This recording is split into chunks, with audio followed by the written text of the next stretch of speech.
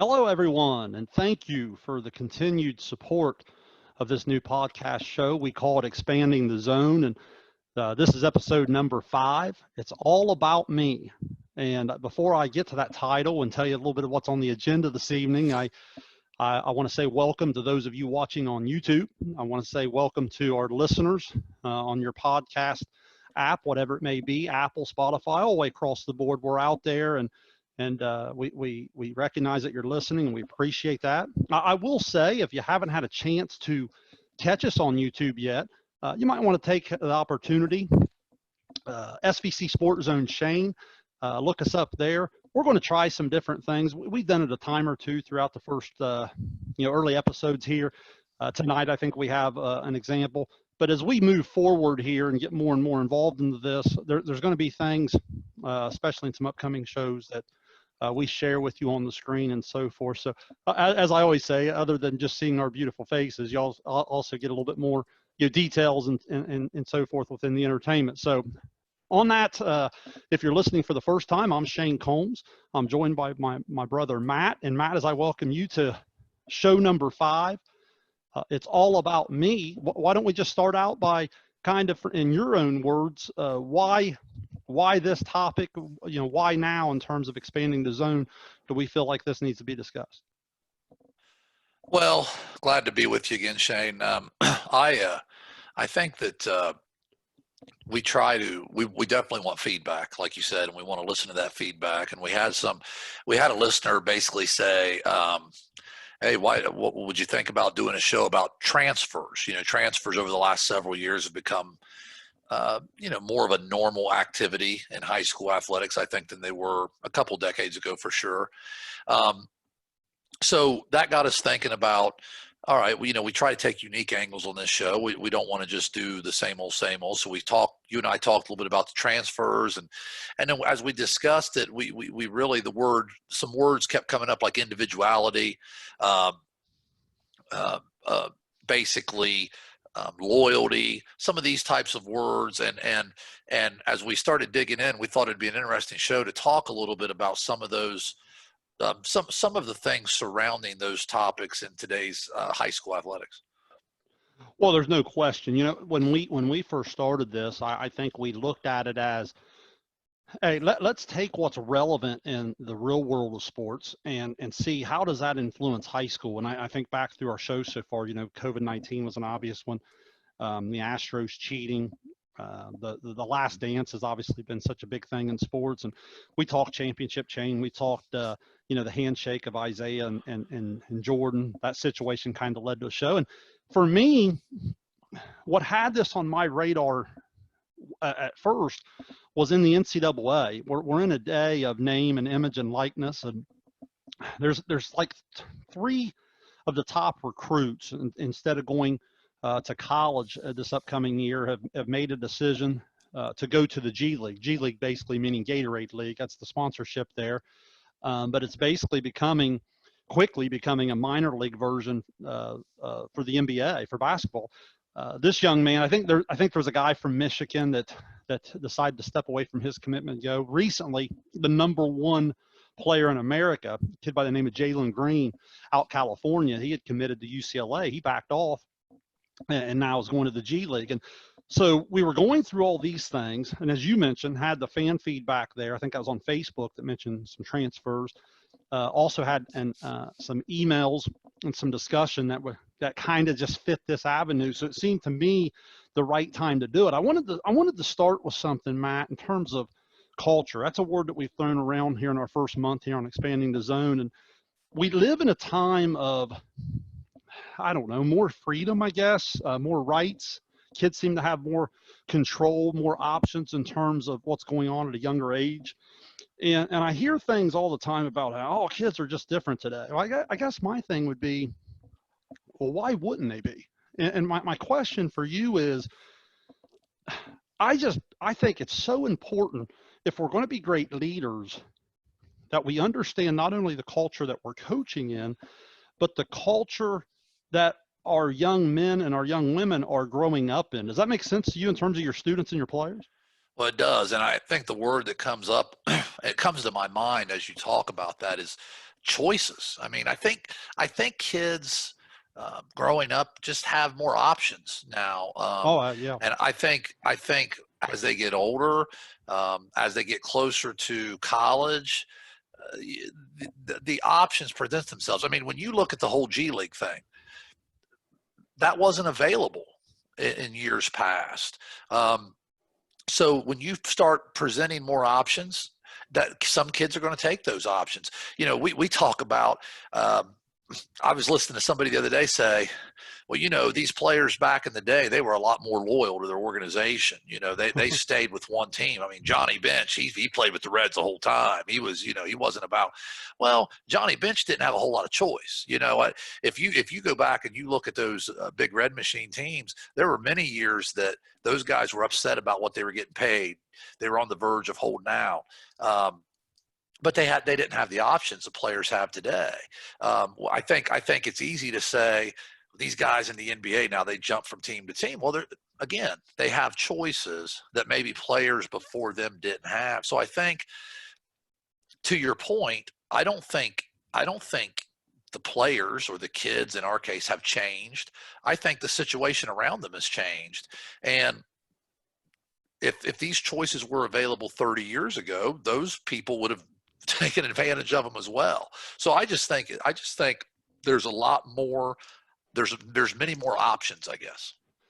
I think of generation to generation, and as you were speaking there, this came to my mind.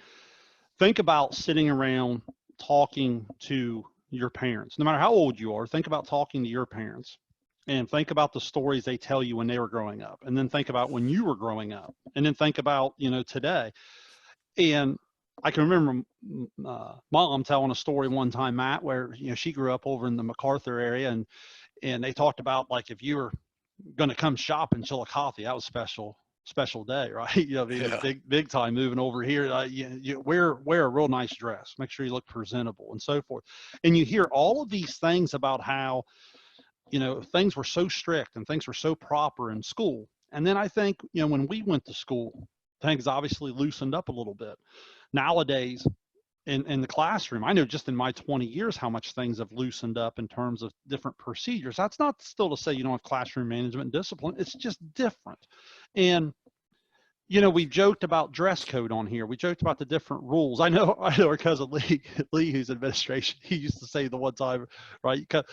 Come naked, stay half a day, right? Yeah. It's one of those. That was the level of dress code at some schools. Yeah. So it's my point is, every generation, we've probably gotten a little bit more loose. You'll hear people talk about it in their faith and their job and their family and all the different things. And I guess my question to you is, doesn't that force you as a leader to change? I think of, like, Coach K at Duke, and I think of these guys that, man, they were recruiting in 1980, 1990, 2000, 2010, 2020. If you tried to do it the same way, I'm sure there's staples to what they do, but man, you just have to change in terms of how you communicate. I guess that's the point I'm trying to drive home here in the culture. Can you explain it to the listeners better than maybe I am here in this opening part? Well, no, I get what you're saying. I think again, the word that jumps out there is change and evolving with the times. I mean, we said this in one of our past shows, that if, as a coach, I think we were using the social media example. If you don't roll with the changes a little bit, if you don't learn the new things that are going on around you, then the game, so to speak, sort of passes you by. It's not that your knowledge of the game passes you by, but it's your relationship with your players. It's your ability to relate. All those things, to do those things, you have to evolve and you have to change. And I think too, Shayne, a lot of those thoughts, or a lot of those, I don't know what the right word is, maybe expectations, things we get used to, I think they're products of the society we live in too, and what's going on in the world around us. Because you used the Sure. example of, Mom had to put on her best dress to go shopping over in Chillicothe, okay, and how we've loosened, but because of the world we live in, don't you think we've also tightened things up? And we've also, I mean, Mom also told me that friends of hers brought pocket knives for show and tell. Okay, I wouldn't suggest you do that right now. Right, Okay, right, yeah, that's yeah. if anyone's listening, don't go for that. It's not going to work. Um, so why is that though? Because we live in more of a violent society now. We live at a time where people do crazy things. So I think society sort of, it's almost like water finds its level, right? I mean, the things that go on around you sort of shape. I mean, you look at this whole COVID-19 thing, it's shaping how we do things, and it's going to shape how we do things in the future. So I think a lot of it's reaction to the world around us. Just a couple more things here, because I don't want to be too repetitive throughout the show, because we'll probably touch on some of these things, because in the categories I have on the agenda, they just naturally, kind of overlap. But we talked about loyalty a little bit. One more thing here: media growth. I got to thinking, there's such a different time in social media and all these different things we'll talk about, but like there's also a difference in terms of when I think of a day of when I hear things like a high school player and then a college player talking about his name and his image and his likeness. It makes me think of a time growing up that media and how they covered sports at the highest level has changed so much. I can remember I was just watching a Reds rewind couple weeks ago, 1988, when Tom Browning threw the perfect game. And gosh, if that was fall of '89, that would make you what, a freshman? So that'd put me Right, in maybe in the right. sixth grade. But if you remember back then, not every game was on. And if I remember correctly, you might be a little bit older, might remember this a little bit better. But I was thinking that game wasn't on TV, and I can remember you in your room, and it was on the radio, and I was kind of getting excited with you and so forth. Back in the days of Marty and Joe on the Reds radio there. But like my point is, think about that historic of night and how it was covered then and how we listened to it and took part of it compared to how things are today. And that's such an incredible example of the difference in media and growth. What role is media in general, as well as social media, playing in terms of the culture we better understand that our kids are growing up in, if we're going to properly lead them to make positive decisions? Well, I think what happens is kids grow up with this idea right from the start um, that they have a brand. No matter if you're like a future pro or you're just a high school player, in a way you have a brand, don't you? I mean, Right. because of social media. If Tom Browning threw a perfect game, you just use that example. We wasn't on TV. The only the only video they had was from the in stadium, cameras up top. I mean, you don't even Right. have. But yet now, if little Johnny in the fifth grade finishes second at the shoot-a-thon, it can be over social media, and everybody knows about it within 2 hours. But I think what it does is it lets kids, kids are so social media savvy now. Everything they do, every accomplishment they have, it can be out there, and it can be edited, it can be shaped, it can be, look at this. And so I think, again, it promotes the individuality of it. And I think as we talk about this, I don't want to come across as that we necessarily think all aspects of individuality is a bad thing. I think some of it has been a good thing that's come down the way, but some of it's been abused. Some of it's probably caused, um, for some selfishness to infiltrate the games a little bit, the sports a little bit. But it's good and bad. One more question that's going to put a capper on our introduction here of culture before we really get into talking coaches and athletes and fans and friends and family and all sorts of things on the agenda here this evening.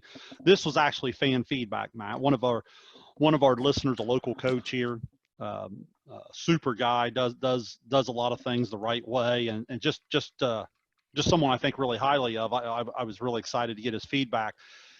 It was talking about a connection to some previous shows, and I think it fits here perfectly. And it's something I think we need to touch on and hear from you before we move any further in the agenda. Is saying, is moral a byproduct of great culture? Or excuse me, morale a byproduct of great culture? Is the morale help establish that culture that you desire? It's kind of one of those things I've heard you say before. You need to to win to do this, but you need to do this to win. So it's kind of a catch-22 thing here, isn't it? Maybe a little bit, but I honestly think the morale comes from the culture. So I truly believe that the culture comes first, because it's like I said in a previous episode, I like the Tim and Brian Kite definition of culture, which is, in a nutshell, basically, this isn't all of it, but basically says culture is how what you believe, what you truly believe, and how you truly behave. Okay, Mm. and I think those things lead to either good or poor morale within your organization. Um, so um, I think that the morale follows this, because let's face it, how you behave and how you believe, the things you truly believe in, aren't those the things that ultimately are going to shape the morale of your organization? Well, yeah, I think so. I mean, I know we have something in our baseball program called the PACT, and it's the Pride, Attitude, Class, and Talent, and we talk about how those serve as our staples in the classroom, in the community, on the diamond, in the dugout, all the way across the board. So that makes total sense to me.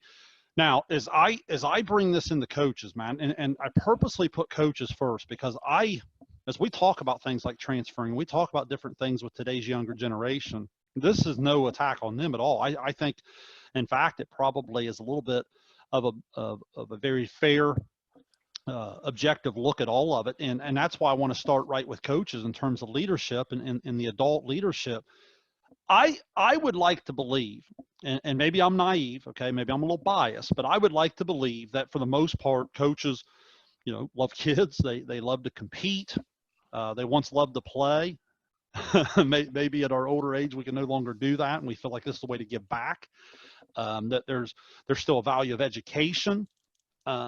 Is that something that as you've dedicated, what, 25 years into this now, and counting? Is that something you feel pretty strongly about when you are going to speak on behalf of your profession as an educator and as a coach, that you feel like people represent those things that you would hope a coach represents? Yeah, I think for the most part, I think that coaching's a job, I guess, for lack of a better word, or a profession that it's not something that by itself you make a living doing at the high school level. Okay, it's a supplemental contract. Um, so I think coaches truly do what they do for the love of it. Um, maybe it's to fill a competitive need in their lives, but I think ultimately they value relationships with their players.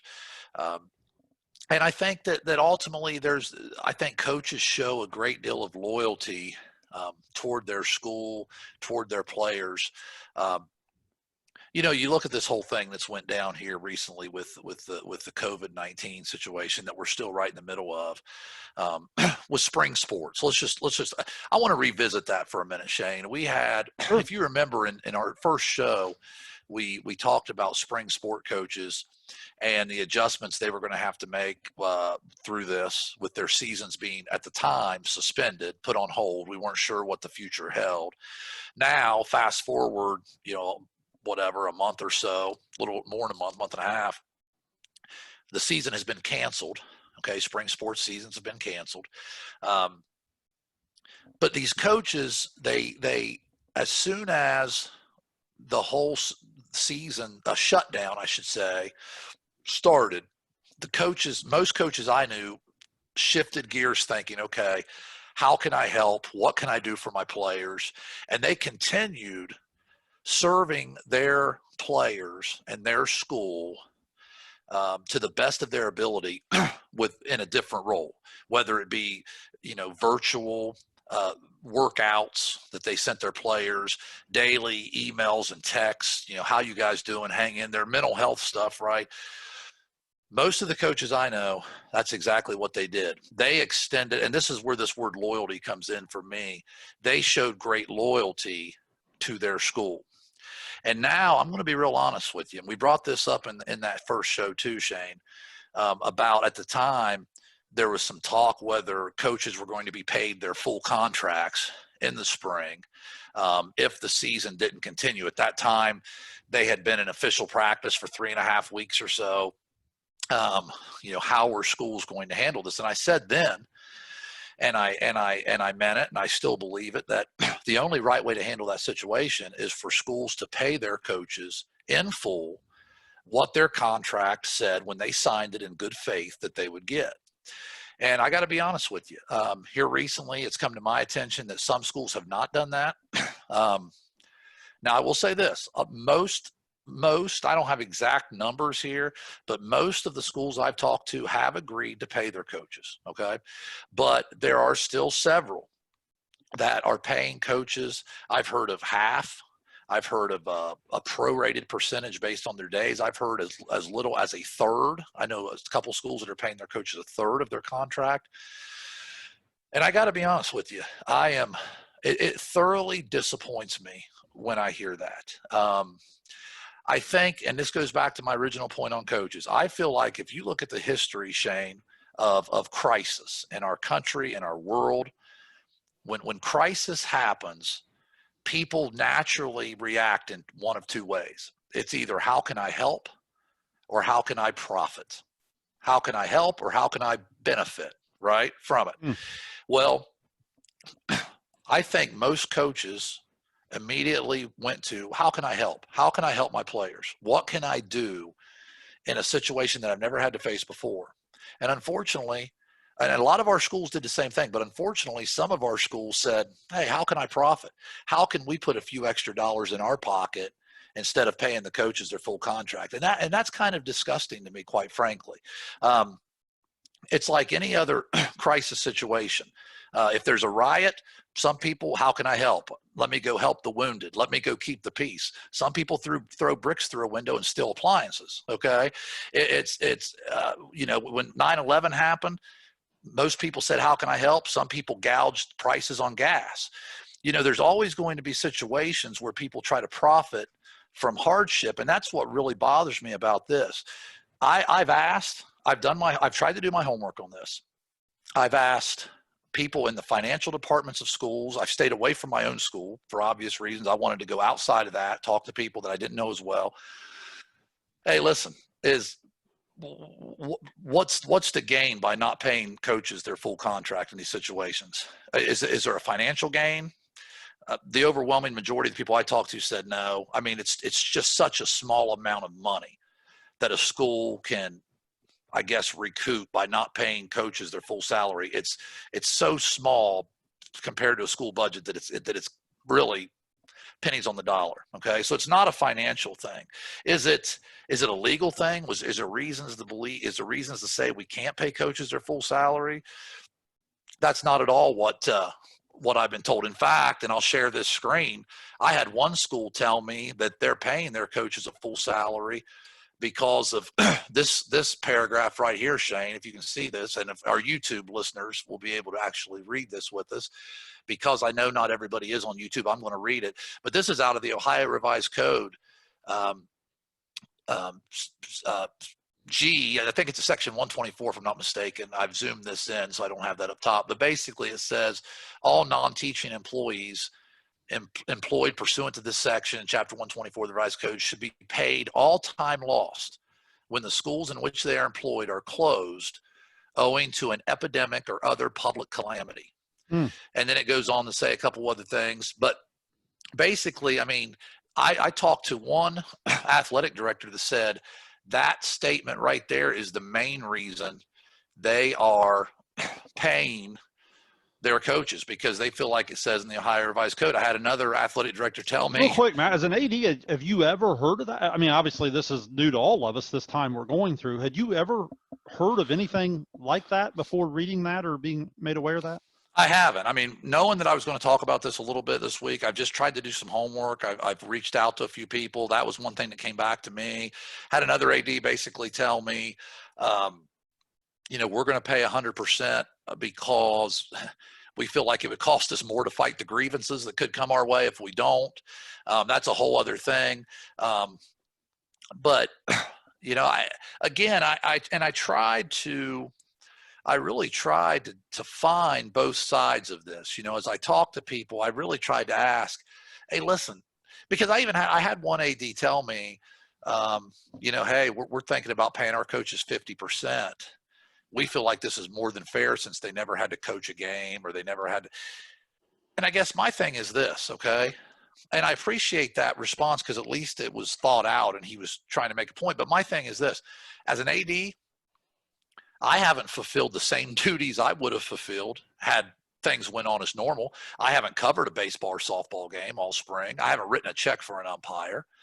And I hate to tell you, but there's not one person that works in a school district that has done the same amount of work during this that they would have done if it was business as usual. No matter what teachers have done, and they've done a great job, I think, in most cases of trying to reach out to their kids, trying to send assignments virtually, right? Trying to do all these things, but it's still not the same as being there every day. I know that there's administrators that go into the office every day in some cases, but they're not there for 8 to 10 hours necessarily like they would have been if it was business as usual. Every single one of us in a school has not, quote unquote, fulfilled our normal duties. So why is it the coaches that in my mind are sort of getting targeted here and having money taken away from them? To me, they're an easy target. I mean, there's no way in the world a school's ever going to not pay a teacher their full salary because with unions and everything like that, it would never fly. But coaches are sort of powerless in this. They make a relatively small amount of money. In most cases, it's not worth them filing grievances or getting everybody on their bad side, so to speak, over a small amount of money. So to me, it's a power move. And that's what bothers me more than anything. It's like, we're going to do this to coaches for no other reason than we can. And again, to me, and you can't convince me, because I know this. As an athletic director, and most athletic directors I know, and I could probably say the same for principals or on up. If a coach came to you and said, I'm only going to do exactly what my contract says I have to do. I'm not going to do any more or less. Don't expect me to give maximum. I'm going to do exactly what you pay me for. I'm going to show up to every practice, show up to every game. I'm going to supervise the kids. I'm going to ride the bus. I'm not going to be hitting in the batting cages in the middle of December. I'm not doing preseason conditioning. We're not taking our kids to off-season activities. I'm not getting paid for that stuff. I'm going to do exactly what you pay me for. What would the response be from the administration and the AD and everybody down the line? It would be like, do we want this person coaching our kids? They're not even willing to go the extra mile. But then when the shoe's on the other foot, what are we doing for our coaches? Are we taking care of them?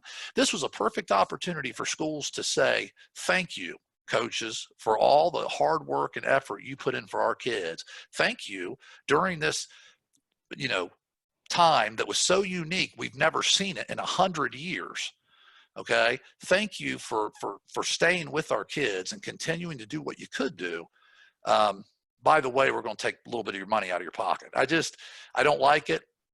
I know what I'm saying here may rub some people the wrong way, and it's not my intent, but I'm just being honest, Shayne. I think, again, as schools, we need to take the approach at all times. How can we help?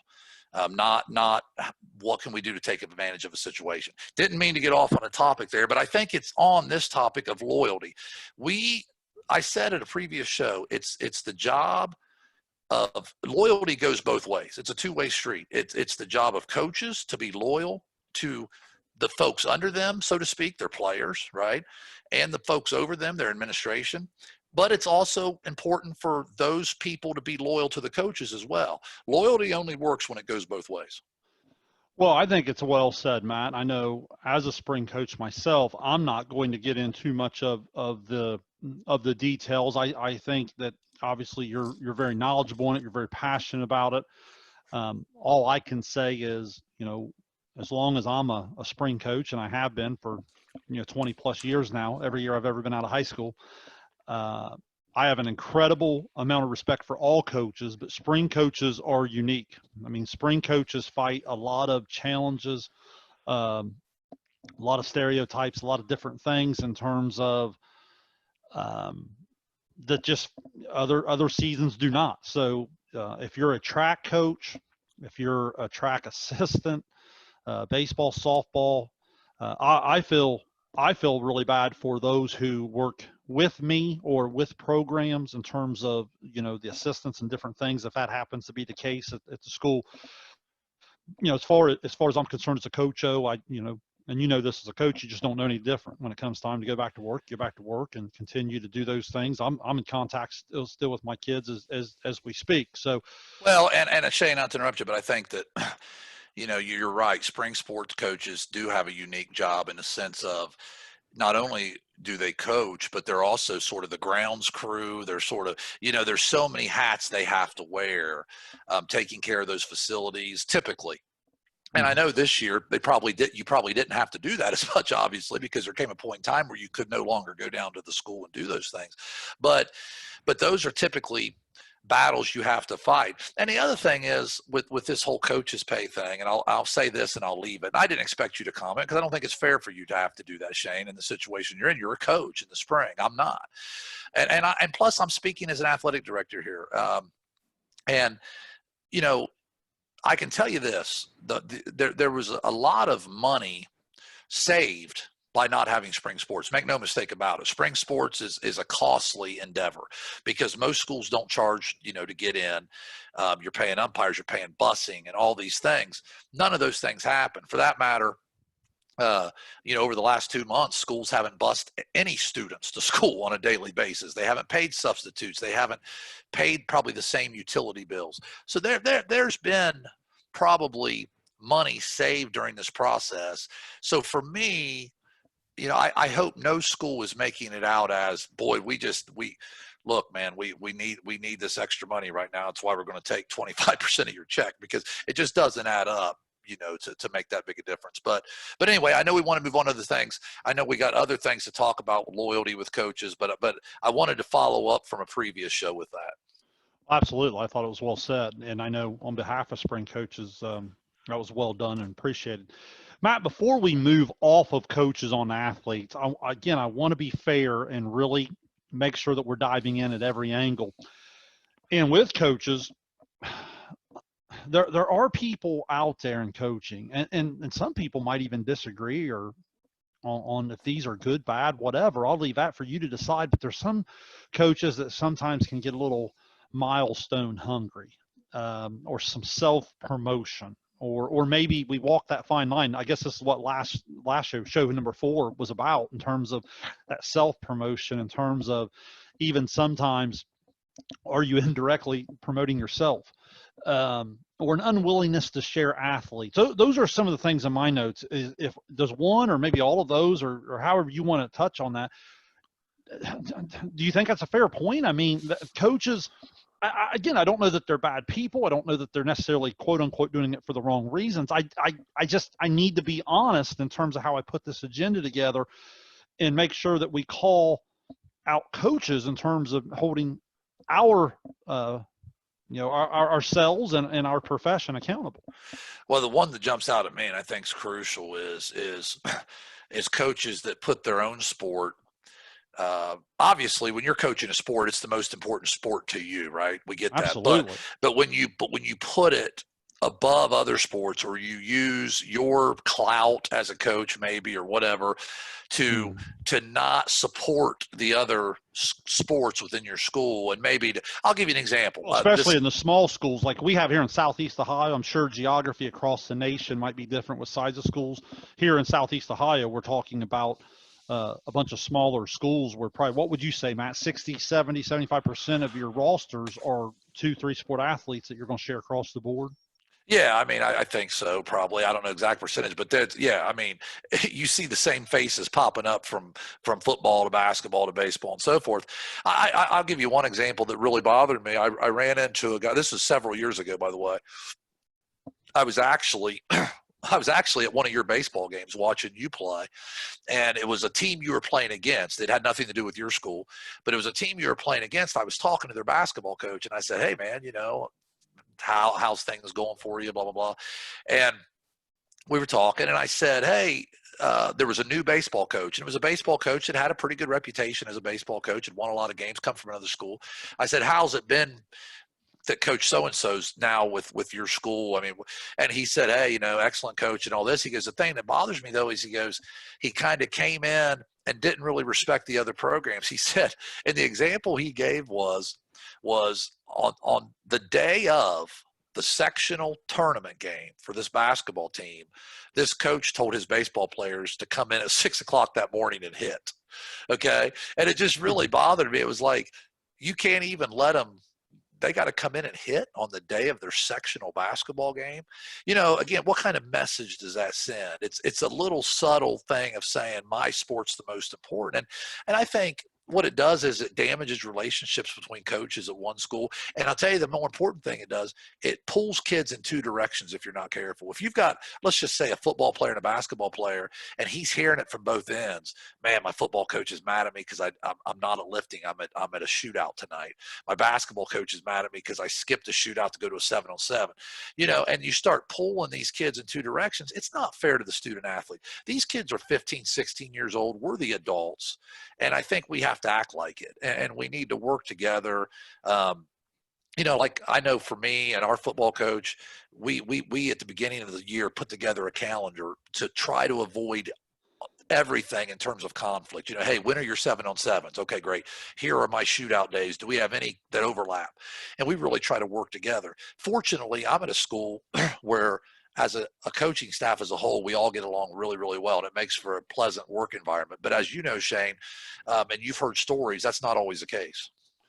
Well, it's tough. It is. It's like you said, you want to go all in. You want to try to put your program in a position to be successful, but you're sharing those athletes, be it volleyball, basketball, track, softball, or on the boys side, as you said, you get in some schools, it's not just football, it could be soccer, it could be different things. It could be something as simple as you have kids who golf, that might be a starter on your basketball team, that Right. might do different things.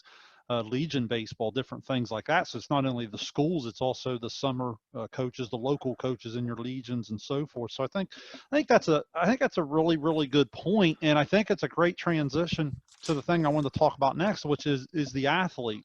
You talked about loyalty, and I thought you really gave some great examples of how,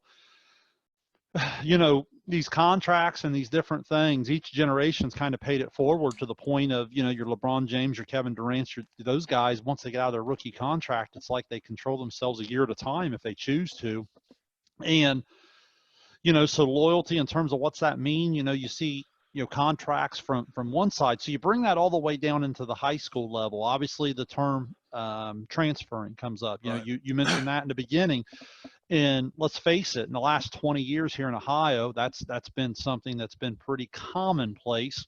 At the school I coach at, we've been hit once or twice. We were hit one time, just devastating, set our school back probably 4 or 5 years athletically. Other than that, we've had a couple kids move in and out, but probably the indirect hit is probably what I've noticed in terms of a small school. Even though you may not be directly losing or gaining, it's the competition you're playing against starts to look a lot different. Right. I guess just a great place to start. How fair is the loyalty term here? I'll just kind of ask you first. I have some thoughts on it, but before I do, just your thoughts on transferring. Well, one, I think transferring's increased mainly because of what we said earlier. There's just more choices now. I think when we were in high school, it wasn't just the fact that kids were more loyal to their school and didn't transfer. I don't think they could. It was much harder to do it. You didn't have open enrollment at the time. You didn't have, these ways of moving around as easily as you do now.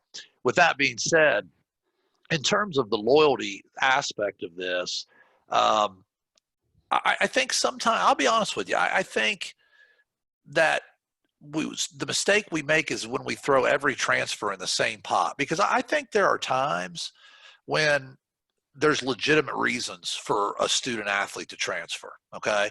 But I think there are other times when it's like, I'm mad at the coach or something happened and I'm just going to go somewhere else. For instance, I've always said this, a player gets 4 years of high school athletics. And I know what those 4 years meant to me. They meant a lot to me. Those are memories that I'll keep forever. All right. And as I coach, I see these kids in that same light, like, man, this kid gets 4 years of this, and then he's got to go out into the real world. So if a kid really loves a sport and he or she is out of school and he starts to say, man, I've really tried my best up through junior high. I've worked hard at it. I'm just not good enough to play here at this school in this sport. I mean, we've seen situations like this, right, Shayne, where certain Absolutely. schools have programs in certain sports that are just loaded at the time. And, there's not a whole lot of space for someone to stick their nose in and really be able to play. And if a kid would ever come to me and say, hey, look, I'm not mad at the coaches. I'm not mad about anything. I know I'm not good enough to play here. Um, no one has treated me poorly. You've given me a chance. I tried my best. I'm just not good enough to really get the playing Well, time I just want to here. make sure people are clear, man, I didn't mean to interrupt you. Just That's all right. I think we want to make it clear. Just right here in our area, and I can't even imagine what a big city would be like. Within a 40-mile period, you might run into 3 schools that on one junior high team they might have like 30 kids out, where they're going to cut like 18 kids, where another school might only have 7 or 8, and they're like walking up and down the hallway begging kids, right? Or when you get to Oh high yeah. school, some teams have freshman teams, some teams don't. All of those different things. I think that's even what you're talking about. Sometimes you're just you're in over your head in terms of maybe making the team at a respective age level. Right. And if it's a sport that you've worked your hardest at and you've done your best at, and you say, hey, listen, I can go to another school and get the opportunity to play, or is it fair to us to hold that against a kid? Is it fair? Do we all of a sudden call that kid disloyal? Like, hey, what, that kid transfer, he has no loyalty to his school. Well, no, I mean, to me, it's like, hey, look, there was an opportunity that presented itself. He's not damaging his old school. He couldn't play there anyway. He goes to another school. He gets the opportunity to participate. He only gets 4 years of this. So to me, I have no problem with that. Um, Now, do I think that more times than not, that's that's the case? No, I think probably more times than not, there's other reasons that cause kids. But again, the school has to look in the mirror too and say, okay, what have we done to strengthen our programs? Because, if kids transfer because, um, hey, this program. I remember years ago there was a couple kids that transferred from a school because uh, the school went like 3 months and didn't replace their coach, and there was questions like, okay, what's going to go on? Well, then the kids transfer. That school wasn't in our league, but it just happens. I just happened to know about it. But it was like the school has a responsibility too, don't you think, Shayne? To We said this earlier on when we were talking about the last dance, the hierarchy. The school has a responsibility to pour into its programs and make them the best, make them attractive, I guess, to their own student body so that they don't lose students. And will they lose some to transfers? Yes, because like we talk about on the show, there's an individuality component to this. And no matter what you do, sometimes somebody will leave your program. And and to me, I can tell you this as a coach, it's only happened to me a couple times, but it hurts. When someone leaves your program, you take it personal. It hurts, or I do. Sure, sure. And so I get it. Okay. I get it. But I think, I think you have to be able to look yourself in the mirror and say, have I done everything I can do as a coach, as an administrator, as an athletic director to make our program the best it can be? That's all I can do. And if a kid decides to leave at that point, then they decide to leave. Well, it is. Listen, I do not like transferring. Okay, but I'm this is where I'm a little bit old school in terms of that school pride and so forth. Now, I was joking with someone the other day, Matt. Maybe I would, maybe I feel differently about transfer if that 6'6" lefty that threw 88, came on out to Bainbridge, Ohio, or something like that. You know what I mean? Or that 5'11", girl that could shoot it from deep and play off the dribble. Maybe I would feel differently. But no, in all seriousness, I think what happens is goes all the way back to the beginning of tonight's show.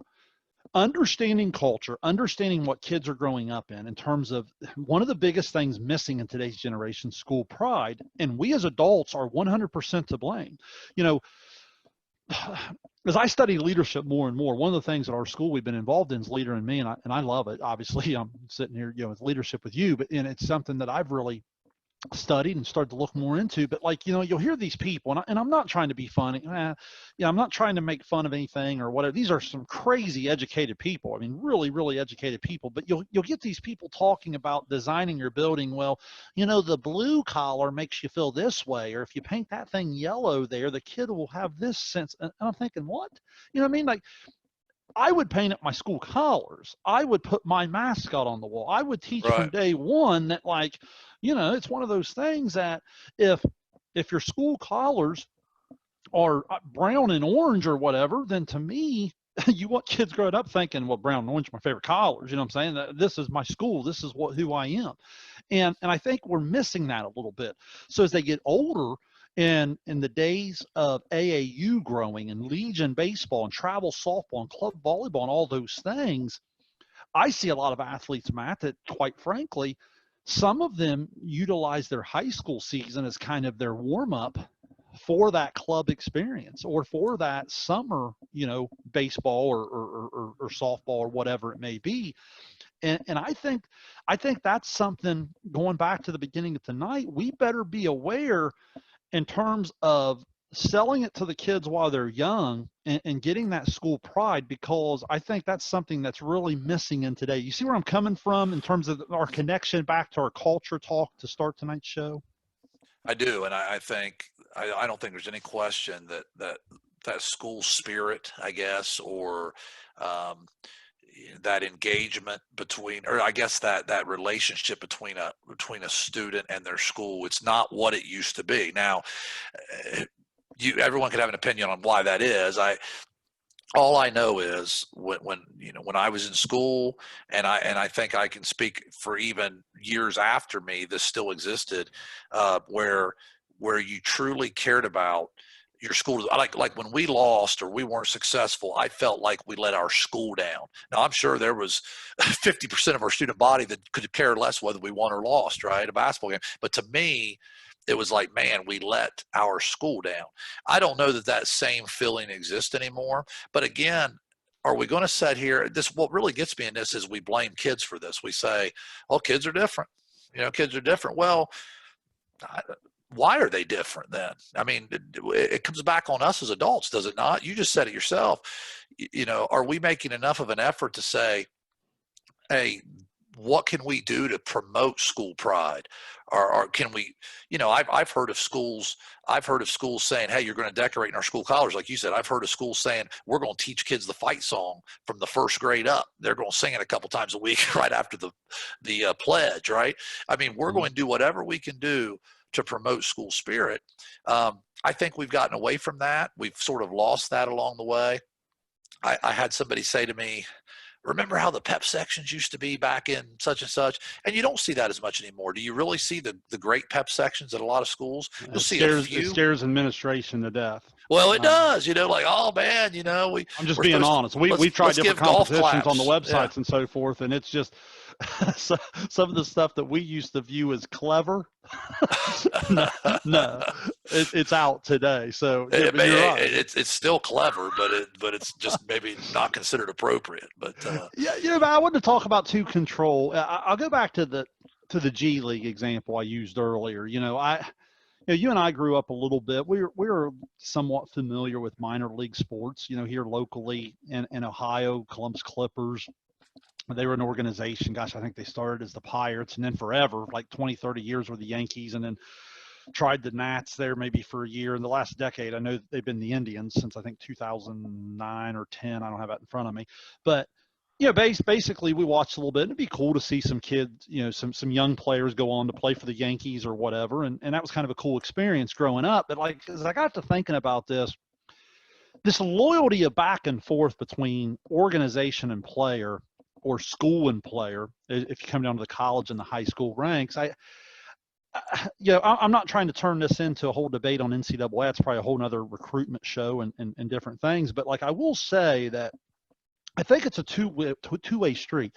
Kids have more options and more ability to make their own choices, as you said earlier, more than ever.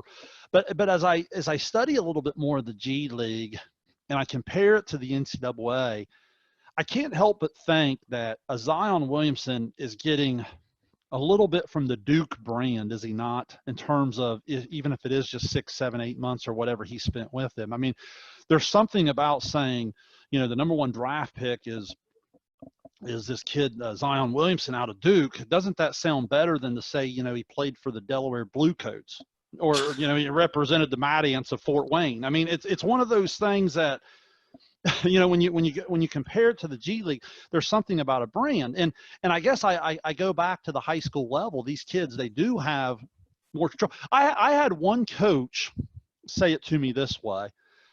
A talented player at a small school has the ability to hold his or her coach hostage. If I just threw that out to you on the spot here, is that a fair point, or is that, or again, because again, we're trying to be fair back and forth, coach to player and culture and so forth. Fair point, not a fair point? What's your response to that? Yeah, I think it's fair, but it comes down to like everything else. What are you going to accept as a coach, and what are you willing to, how much are you willing to accept and still look yourself in the mirror and feel like you're doing the right thing? So I don't know about a player being able to completely hold a coach hostage, but I get what he's trying to get at is, that we are dependent. Any good coach will tell you, you win with talent, you win with players. And when you lose those players, it hurts your success as a coach. So in essence, you're sort of at their mercy a little bit. In a perfect world, you'd like to think that those relationships that we've talked about in the previous shows are built to where that doesn't happen, but it can. There's no question it can. I think, and again, I think it goes back a little bit to where, our kids have grown up. This generation has grown up in a society that, like we talked about this show, it's all about me, right? It's kind of an individuality based society. We see it with club sports, with AAU a little bit. And I even heard on one of the podcasts I listened to, they were talking about how some of the club sports may suffer from this whole thing because, like, a couple colleges have shut down, um, like small schools, especially like at the Division III level in college, have shut down certain sports because they can't afford to have them right now. So, like, Mm. they're not giving soccer scholarships or hockey scholarships, some of those types of sports. Well, so now some kids are like, well, why should I play club? I was only doing it to get a scholarship. So, and that kind of hit me because I thought, man, when I played summer sports, whether it be AAU basketball or summer baseball or whatever, I never really thought about, man, how's this going to benefit me at the next level? I just did it because I wanted to have fun. But I think times have changed. Kids don't look at it that way anymore. And I think it's because their parents, in a lot of cases, have talked to them all the way up through, like, hey, I'm paying a bunch of money for you to go over here and play club soccer on the best club team. I want you to work on your game. I want you to earn a scholarship. I think some of that comes from home, don't you think? And I think Sure. that it causes kids to immediately think, look out for number one, I guess. Well, the other thing I want to touch on this, I think it relates to the athlete, is fans, friends, family. Those are three that come to my mind, Matt. With more media, I used the Tom Browning example earlier. And I think of more and more things as we grew up, how media changed. Remember when we were growing up, WGN, TBS, those are about the only things. Well, there's a reason you have so many Chicago and Atlanta Braves fans that are our age now. When you were growing up, that might have been the only teams you could watch play on TV, so forth. Where, there in the late 70s, early 80s, ESPN comes on. You move it into when I was in high school, how Fox Sports started to grow, and here, about 10 years ago, Fox Sports won, and more and more things are starting to grow. I guess the same can be said with the high school kid today in terms of how these people in their corner, let's face it, like in every generation, your parents watch you play. I'm sure if mom, dad see something in the newspaper the next morning or whatever, that was probably cool. Or if you had an award ceremony and you got an award or something, they'd snap a picture and, they'd have a memory of that. Well, today, not only do they have a memory, in a matter of seconds, at every single banquet around the area, or every single thing. I think you used the example earlier of the hoop shoot or whatever. Yeah, In man. a matter of seconds, it's spread all over. So it's not even the athlete spreading his or her name. It's those people in their corner. Don't you feel like that's where social media has changed the way athletes are promoted, the way coaches are sometimes promoted in not only a positive sense, but unfortunately in a negative sense? Don't you think, and I know we'll probably have a show in itself of social media at some point, but don't you think that's kind of something that social media does in terms of the fans, friends, family, these people in the athlete's corner? Well, I think it puts a lot of pressure on the athlete, and it puts pressure on their parents to a certain extent, because I think there's this keeping up with the Joneses type of mentality Mm. of, I've got to, so and so was on Facebook's, because their kid hit his first over the fence home run in C League. If I don't do that for my kid, I'm not, You're I a mean, bad think about parent. it. Yeah. If you don't publicly wish your wife happy anniversary on Facebook, then you're a bad husband. You know what I mean? Because all your buddies did it, right? You're like, whoa, come on. Oh Like whenever man. one of your buddies like says something really nice about their wife on Facebook, like, slow down, man, pump the brakes. I'm going to be expected to do the same thing now. Well, it's kind of like that with this. It's this, man, I've got to keep up, and it puts a lot of pressure on parents, because in a lot of sense, or a lot of instances, I should say, there's a lot of time invested, a lot of money invested in little league sports, right? Club sports, AAU stuff. So when, as a parent, when you've spent all that time and money, you expect, I guess, if nothing else, subconsciously, to see a return on your investment. And when you don't, so you're so worked up about that, you start to, again, look out for number one, look out for your son, look out for my family. So it's sort of just, again, our society that we live in sort of promotes that a little bit. And if you're not careful, you can really get wrapped up in it. Matt, something that comes to my mind on this particular part of the show. I know you remember Billy Hahn. When we were growing up, we go down to OU basketball camp. Billy Hahn, a lot of our Southeast Ohio listeners will remember, was a Ohio University assistant coach and then eventually the head coach. And he had just ended up his career there helping Coach Huggins there at West Virginia. But I'll tell you, one of the biggest jobs he was known for was when he was with Gary Williams at Maryland. I had a chance to meet him and work some Maryland basketball camps. And gosh, when you sit down and talk to him, Matt, for just a couple minutes, you could see how he could recruit. He recruited guys like Steve Blake and Josh Juan Dixon and Lonnie Baxter and Wilcox Nichols, even Stevie Francis. I know during that time, Maryland was really good in those times. You remember what national championship, early 2000s.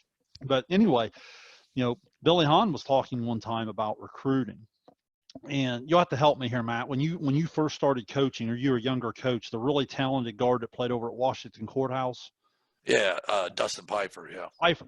Well, we got to talking about him a little bit. He was an undersized guard. Now at the high school level, he was a complete stud. But when I'm talking Division I college, he was probably undersized. And I got to talking about that particular player, but really just players in general, with Coach Hahn one night, and he was telling me about how those types of guys, if you're not careful, get you fired at the Division I level. And that caught me off guard. I'm like a 21-year-old at the time, and I'm thinking, and he explained to me, he said, Shayne, if I bring in a 7-footer, 7'1" guy and it doesn't work out, I can probably justify that. Okay. But if I bring in that size of guard and it doesn't work out, I can't, justify Right. that.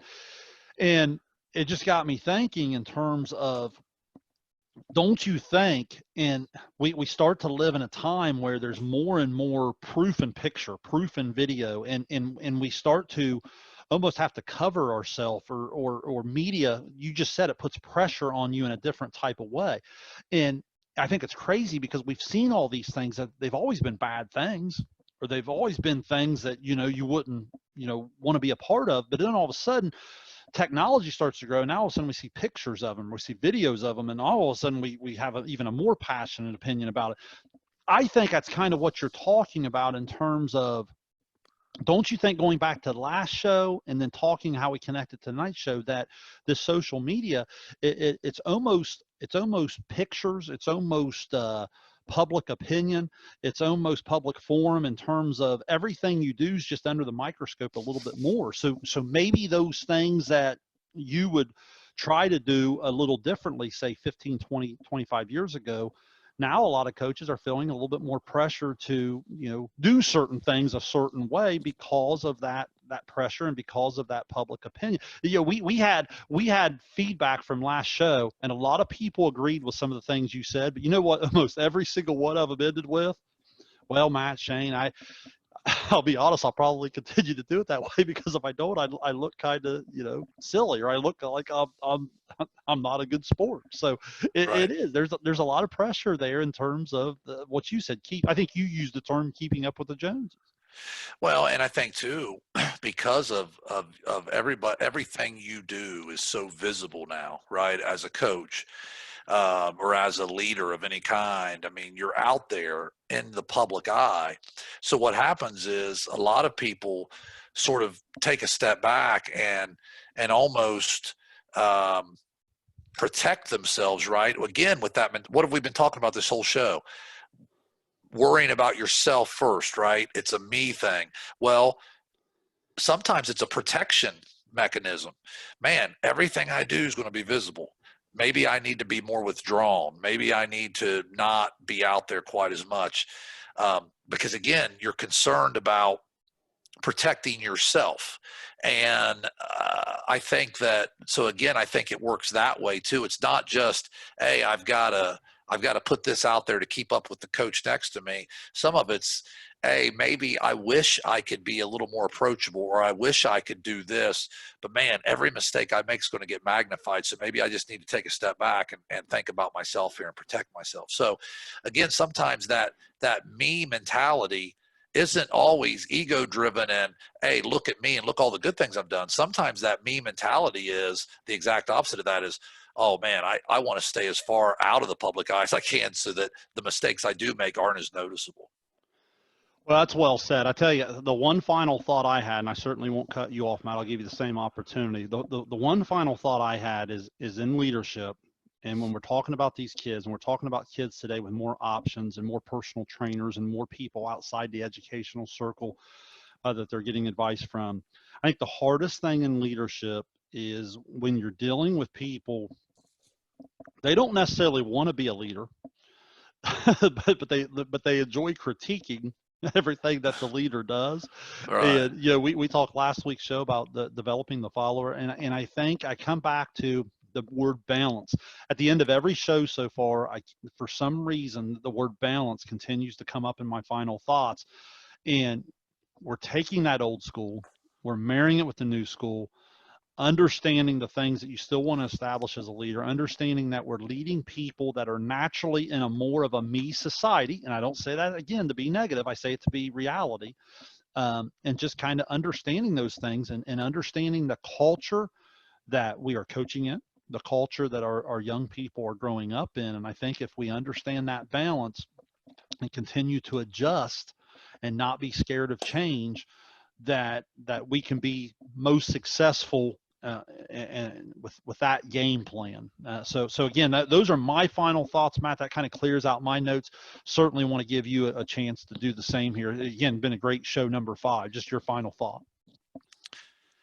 Yeah, I think we covered it. I think that was well said there at the end in terms of um, one of the biggest things we have to do as leaders is understand who we're leading and understand the society we live in. It's just, it is what it is. And it's going to be more self-centered a little bit, quite frankly. And again, I know that sounds negative, but like you said, it's not always that. It's just the reality of it. And I think as leaders, if we understand that, because ultimately as a leader, you're trying to figure out what makes your people tick, right? How can you drive and motivate? And to do that, you have to understand the reality of the situation, not what you wish it was or what it used to be. So yeah, I think it was an interesting topic. It's one that hopefully, as people listen to, um, they'll have their own opinion on. We'd love to hear some feedback. Again, this whole show was really put together, Really Shayne, was. because of feedback from people. So we'd like to get some more. I know people don't agree with everything we say, that's for sure. So don't be afraid to let us know. We're big boys, we can take it. So reach out to us if you disagree. We'd love to come back on the next show and and read some thoughts from some of the people listening. I think that'd be a great way to start the next show, is just let with some of the feedback from people, if we get some on this one. Well said. And again, you can give that feedback as some fans are already doing. They're on Facebook, SVC Sports Zone, Shayne Combs, SVCSportsZone.com, Instagram, Twitter. I'll throw out the email, admin1@svcsportszone.com. Again, it's the banner behind me here, svcsportszone.com. So again, appreciate the fan feedback that we've had. And as Matt said, give us some more and we'll continue to let that drive. We have a long list of shows that we think at some point we're going to do, but we'd certainly like to hear from you and see what it is you want to know. So on that thought, we're going to go ahead and get on out of here. That kind of caps us here on show number 5. Again, thank you for the support and continuing to grow, expanding the zone. Thanks, everyone.